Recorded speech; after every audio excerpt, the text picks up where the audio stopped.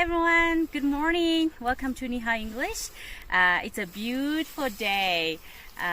Today I wanted to introduce you a Tibetan food. Can you guess what the food is?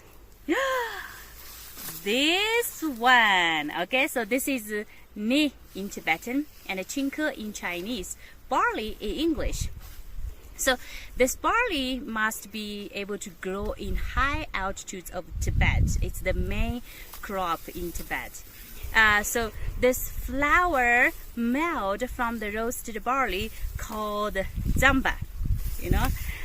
Zamba is part of Tibetan people's life, and a lot of Tibetan people grow up by eating zamba. It's very healthy and organic cereal. So if you have a chance to visit Tibet, you must try the taste of zamba. I'm sure you're gonna love it. Okay, see?